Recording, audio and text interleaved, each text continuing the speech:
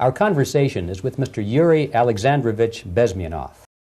Second, when I started working for the Soviet embassy in India, to my horror, I discovered that we are millions times more oppressive than any colonial or imperialist power in the history of mankind. That my country brings to India not freedom, progress, and friendship between the nations, but racism, exploitation, and slavery, and of course economical inefficiency to this country. Since I fell in love with India, I developed something which by KGB standards is extremely dangerous thing. It's called split loyalty, when an agent likes a country of assignment more than his own country. I literally fell in love with this beautiful country, a country of great contrasts, but also great humility, great tolerance, and philosophical and intellectual freedoms. My ancestors used to live in caves and eat raw meat when India was a highly civilized nation 6,000 years ago. So obviously the choice was not to the advantage of my own nation. I decided to defect and to entirely dissociate myself from that brutal regime. Crazy. First of all, because defecting in India is virtually impossible.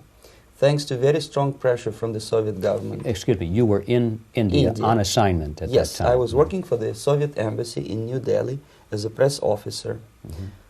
And defecting for a Soviet diplomat is next to impossible. It's a suicide, as I said, because a great friend Indira Gandhi pushed a law through parliament which says, and I quote, "No defector from any country has a right of political asylum in any embassy on the territory of Indian Republic," which is a masterpiece of hypocrisy. No other defector but a Soviet one needs a political asylum.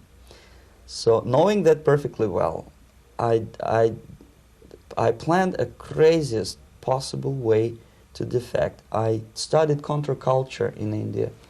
There were thousands of young American boys and girls with no shoes, long hair, smoking hash and marijuana, studying sometimes Indian philosophy, sometimes simply pretending that they study.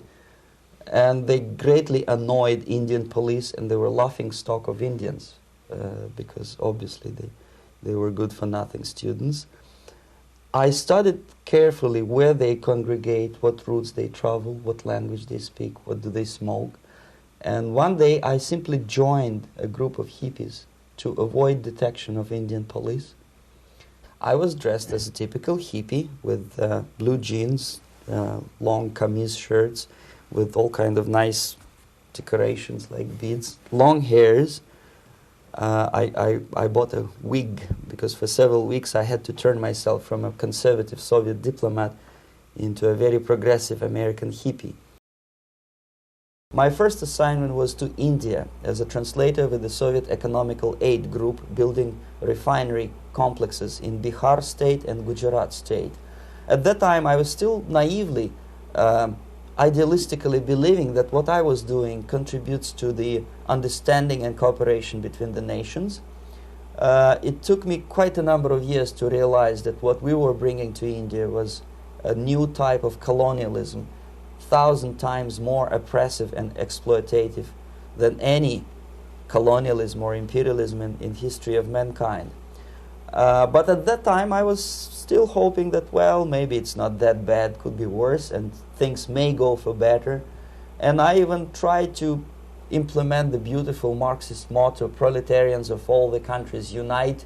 I tried to unite with a nice Indian girl, and I was fascinated by Indian culture, by the family life in this country. Of my first assignment in India, I was promoted to the position of public relation officer. You can see me here translating a speech by a Soviet boss. And you're on the right. I'm on the right here, yes. And the occasion was commissioning of the refinery complex in Bihar, Barauni. Another area of activity when I was working for the Novosti was to accompany groups of so-called progressive intellectuals, writers, journalists, publishers, teachers, professors of colleges, You can see me here in Kremlin. I'm second on the left, with a group of Pakistani and Indian intellectuals. Most of them pretended they don't understand that we are actually working on behalf of the Soviet government and the KGB. They pretended that they are actually being guests, VIP intellectuals, that they are treated according to their merits and their intellectual abilities.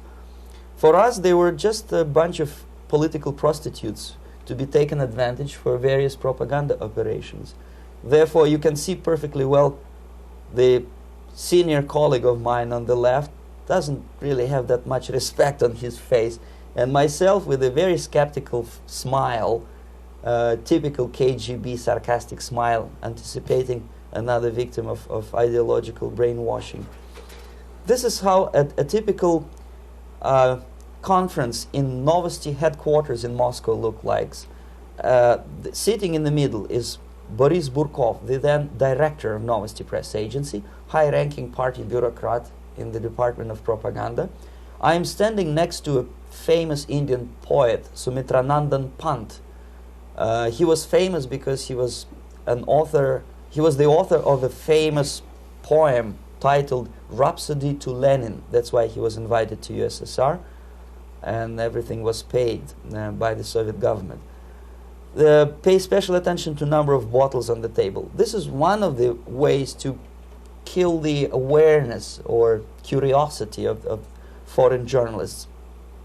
One of my functions was to keep foreign guests permanently intoxicated the moment they land at Moscow airport. I had to take them to the VIP lounge and toast to friendship and understanding between the nations of the world. Glass of vodka, then a second glass of vodka. And in no time, my guests would be feeling very happy. They would see everything in kind of pink, nice color. And that's the way I had to keep them permanently for the next 15 or 20 days. At a certain point in time, I had to withdraw alcohol from them so that some of them, who are the most recruitable, would feel a little bit shaky, guilty, trying to remember what they were talking last night. That's the time to approach them with all kind of nonsense, such as joint communique or statement for Soviet propaganda. That's the time they are the most flexible. And of course, what they didn't understand, they didn't realize or pretended not to realize, that myself, who was drinking together with them, was not drinking at all. I had ways to get rid of alcohol through various techniques, including special pills which were given to me by my colleagues. But they were taking it seriously. In other words, they would consume quite a large volumes of alcohol and feel quite uneasy next morning. This is the first stage of befriending a professor. You can see myself on the left with the same James Bond smile. On the right is my KGB supervisor, Comrade Leonid Mitrokhin, and in the middle a professor of political science in Delhi University. The next stage would be to invite him to a gathering of Indo-Soviet Friendship Society. There he is sitting next to his wife before he is being sent to USSR for free trip. Everything is paid by the Soviet government. He was made to believe that he is invited to USSR because he is a talented, sober-thinking intellectual. Absolutely false. He is invited because he is a useful idiot, because he would agree and subscribe to most of the Soviet propaganda cliché. And when he is coming back to his own country, he is going for years and years to teach the beauties of Soviet socialism to newer and newer generations of his students, thus promoting the Soviet propaganda line. Part of the building of USSR embassy, and my supervisors on the left is Comrade Mehdi, an Indian communist, and on the right, Comrade Mitrokhin, my supervisors in the secret department of research and counter-propaganda. It has nothing to do with either research or counter-propaganda. Most of the activity of that department was to compile huge volume of information on individuals who were instrumental in creating public opinion. Publishers, editors, journalists, actors, educationalists, professors of political science, members of parliament, representatives of business circles. Most of these people were divided roughly into groups. Those who would toe the Soviet foreign policy, they would be promoted to the positions of power through media and public opinion manipulation. those who refuse the Soviet influence in their own country would be character assassinated or executed physically come revolution under the guidance of the Soviet embassy in Hanoi. And same thing I was doing in New Delhi. To my horror, I discovered that in the files where people were doomed to execution, there were names of pro-Soviet journalists with whom I was personally friendly. Pro-Soviet? Yes. They were idealistically minded leftists who made several visits to USSR, and yet the KGB decided that come revolution or drastic changes in political structure of India, they will have to go. Why is that? Because they know too much. Simply because, you see, the useful idiots, the leftists who are idealistically believing in the beauty of Soviet socialist or communist or whatever system, when they get disillusioned, they become the worst enemies. That's why my KGB instructors specifically made a point, never bother with leftists. Forget about these political prostitutes. Aim higher. This was my instruction.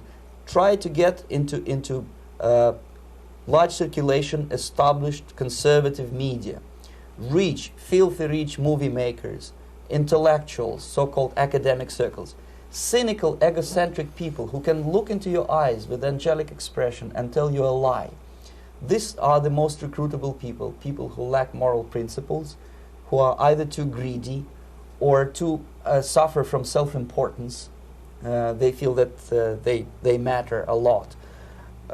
These are the people who KGB wanted very much to recruit. But to eliminate the others, to execute the others, don't they serve some purpose? Wouldn't they be the ones they rely on? They serve purpose only at the stage of destabilization of a nation. For example, your leftists in United States, all these professors and all these beautiful civil rights defenders, they are instrumental in the process of the subversion only to destabilize the nation. When their job is completed, they are not needed anymore. They know too much. Some of them, when they get disillusioned, when they see that Marxist-Leninists come to power, obviously they get offended. They think that they will come to power. That will never happen, of course. They will be lined up against the wall and shot.